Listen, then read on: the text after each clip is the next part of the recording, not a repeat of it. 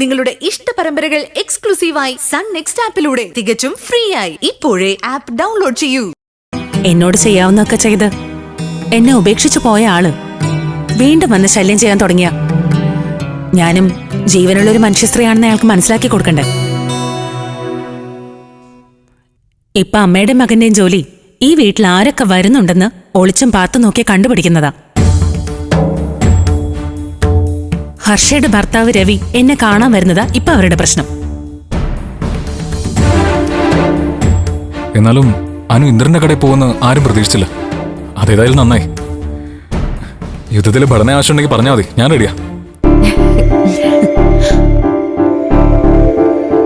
എനിക്ക് വേണ്ടി അച്ഛനും രഘുവേട്ടനൊക്കെ ഒരുപാട് പൊരുതിയതല്ലേ. അതെന്റെ ജീവിതത്തില് ഭർത്താവ് ഉണ്ടാവണമെന്നുള്ള ആഗ്രഹം കൊണ്ടല്ലേ. ഇപ്പൊ അങ്ങനെ അല്ലല്ലോ രഘുവേട്ട, ഞാൻ ഫ്രീ അല്ലേ. ഇനി നിലനിൽപ്പിന്റെ സമരം മാത്രമോ, അത് ഞാൻ ഒറ്റയ്ക്ക് തന്നെ നേടിക്കൊള്ളാം. ഇന്ദ്രേട്ടൻ ഷോപ്പിന്റെ കാര്യം സംസാരിക്കാൻ ദാസങ്ങളിനെ കണ്ടിരുന്നു. അദ്ദേഹം ഒരു ചെറിയ ഷോക്ക് കൊടുത്താ വിട്ടത്. അമ്മയ്ക്ക് മകനെ ഏറ്റവും വലിയ ഷോക്ക് ഏറ്റിരിക്കുന്നത് അമ്മാവന്റെ കയ്യിൽ നിന്ന്. അവരച്ഛനെ പോയി കണ്ടോ? കുറച്ചു മുമ്പ് അമ്മാവൻ വിളിച്ചിരുന്നു. അതുകൊണ്ടുകൂടി ഞങ്ങൾ ഇങ്ങോട്ടേക്ക് വന്നേ. അച്ഛനും കൈവിട്ട സ്ഥിതിക്ക് അവരിനി അടുത്ത വഴി നോക്കും. ചേച്ചി സൂക്ഷിക്കണം. അച്ഛൻ വരുന്നവരെ ഞാനും രഘുവേട്ടനും ഇവിടെ ചേച്ചിയോടൊപ്പം നിൽക്കാം. അതൊന്നും വേണ്ട ചേരും.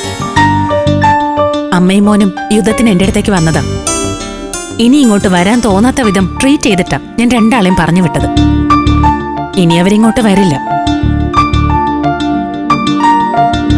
നീ മഞ്ചാടിയോടൊപ്പം തന്നെ ഉണ്ടാവണം. അവളെ ശ്രദ്ധിക്കണം. അച്ഛനിപ്പോ അവളുടെ കാര്യത്തിലാ ഏറ്റവും വലിയ ടെൻഷൻ. എന്റെ കാര്യത്തില് അച്ഛനൊരു തീരുമാനം എടുത്തു കഴിഞ്ഞു.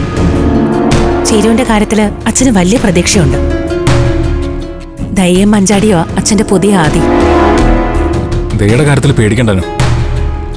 ശബരിയോട് ഞങ്ങൾ സംസാരിച്ചു.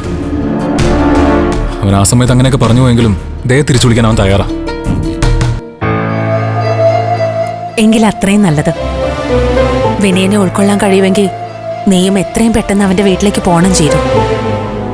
അച്ഛൻ വരട്ടെ ചേച്ചി, ഞാൻ അച്ഛൻ പറയുന്ന പോലെ അനുസരിച്ചോളാം. അല്ലാന്ന് ചേച്ചി, ഇന്ദ്രേട്ടനോട് ഷോപ്പ് ആവശ്യപ്പെട്ടത് സീരിയസ് ആയിട്ട് തന്നെയാണോ, അതോ വെറുതെ ഒന്ന് പേടിപ്പിക്കാൻ വേണ്ടി ചെയ്താണോ? ഏയ്, ഞാനിനി എല്ലാ കാര്യത്തിലും സീരിയസാ ചേരൂ. ആ ഷോപ്പ് ഞാൻ തിരിച്ചു പിടിക്കും. അവിടെ ബിസിനസ് ചെയ്ത് ഞാൻ ജീവിക്കുകയും ചെയ്യും.